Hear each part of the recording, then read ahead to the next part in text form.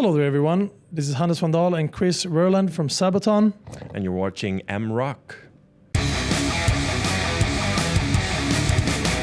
Hi on M-Rock with Hannes and Chris from Sabaton.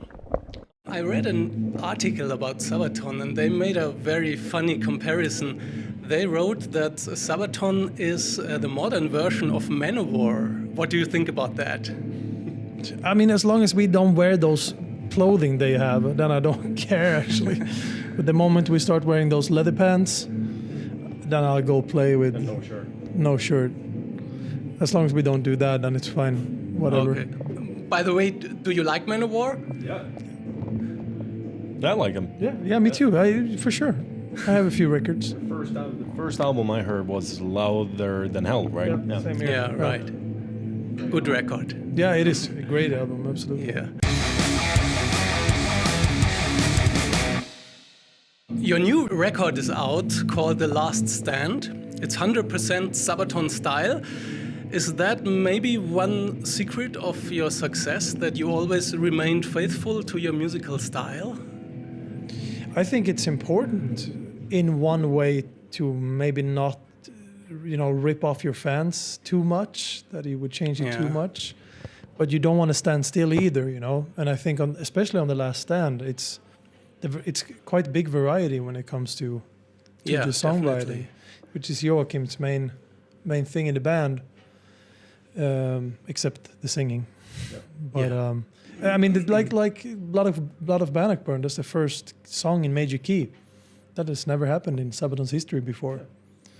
But I don't think there's a conscious decision where let's write this song or let's write that or let's make an album that's really complicated.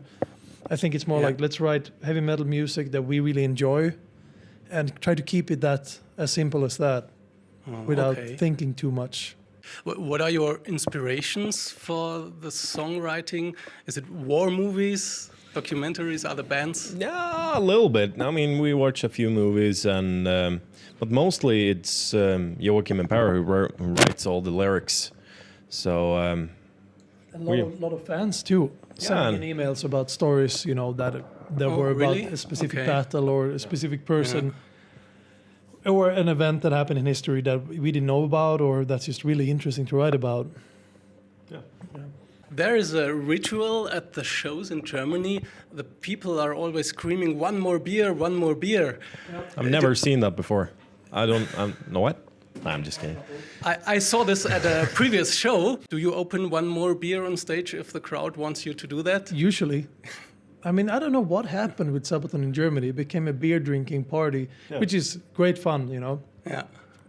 But yeah, sometimes Joachim drinks a beer. Tommy, he's a good beer drinker. Yeah. Fast, if not. Really fast. And sometimes we give it away to the audience. So that's why we're bringing our own beer here today, the last beer. Sabaton has its own radio station. That's really remarkable. And it plays mainly Sabaton songs and songs from the bands from the festival that you organize every year in Sweden. How did that happen that you have your own radio station? Well, that was an idea coming from our bass player, and it's just a kind of a channel to get, like, let's say there's so many stories we have that has happened throughout the years, even before we joined, when we joined, that kind of get lost, and there's some really funny and interesting stuff in there. Yeah. So every once in a while we go there and we sit in the radio and just chat for a few hours, get these stories out. Okay. Then when people are on their jobs or whatever, on their way to their jobs, they can just switch it on and it's rolling for 24 hours. Okay. So good music, fun stories and anecdotes about the band.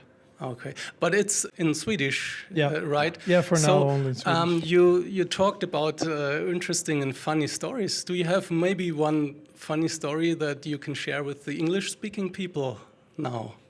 It mostly happens in Sweden. Mostly happens in Swedish. Well, there's been so much. Well, you threw your passport in a Burger King bag once. Yeah.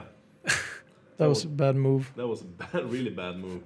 Yeah, we were playing in the US, and we were flying a lot, and something happened with my feet. I don't know. They just swollen up, and I couldn't walk it hurt so much. So they had to carry me into the van to go to the airport because we were flying home, right?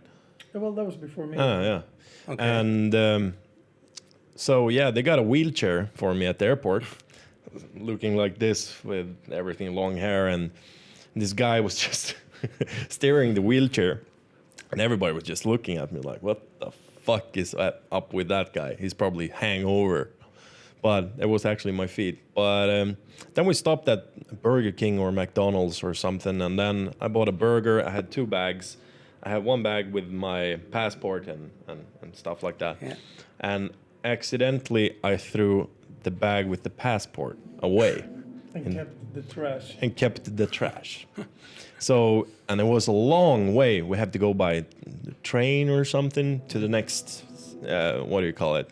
At the terminal. Yeah, the terminal, the next terminal, yeah. the gate. And when we finally got to the gate, I opened my bag and I just see that it's the trash.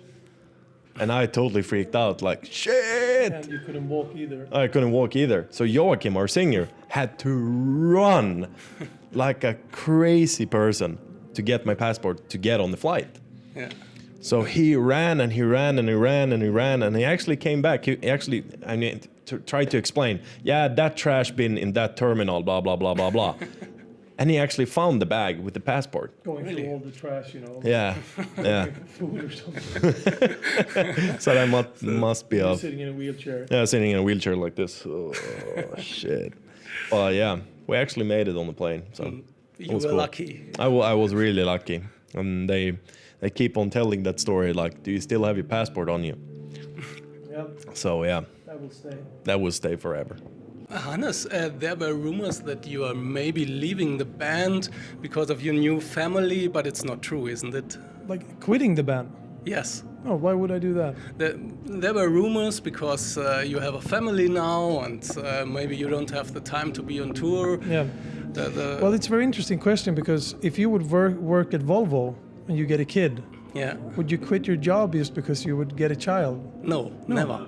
But it makes no sense, Yeah. So it would be in my book like I'm a drummer and I play in this band. That's my job, and yeah, I can't get a kid and I quit my job, and then what? Yeah. What do I do after that? Yeah. So no, I'm not quitting. Absolutely not. I'm here for the long run. I think most of the people got scared because that happened to Rob Bunn, the first drummer of the new lineup. So I think that's still in the head of a few people. But I mean, as you say, why should I quit my job just because I get a kid? No. I mean, it worked in the 80s, it worked in the 70s, I mean, it worked in the 90s. Yeah. A few million kids. Well, I think the background is that it's difficult to combine the family life with the life as a musician, being on tour all the time, especially when both parents are in the music business. Yeah. Well, I don't know if it is difficult. We'll see. Yeah. We'll see what happens, But yeah.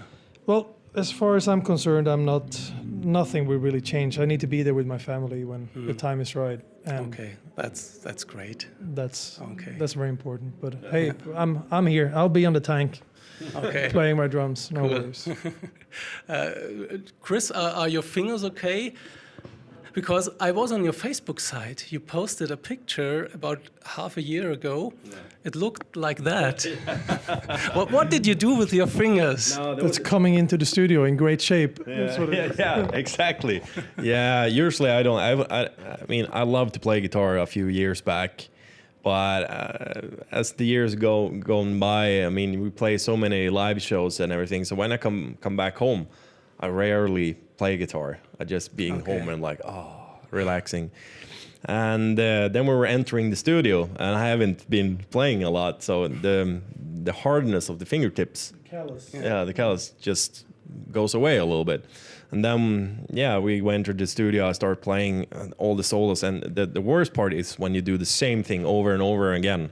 It's like this, and try to get it right. So my fingertips were like that. And they were bleeding, and I hurt a lot. So I took some, some glue. Yeah, super glue. Super glue, and pop the blisters. And put the super glue on the fingertips. So it was like I had no feeling at all on the fingertips. I just played like that with super glue on it. But it's difficult to play without a feeling in the fingers. Yeah, I know, but I managed. But now actually I started playing a little bit more. I realized that Okay. fucking hell, I have to keep it up. Okay. Yeah. Thank you very much for this interview. I'm looking you very forward much. to the show tonight. This was Hannes and Chris from Sabaton on M Rock.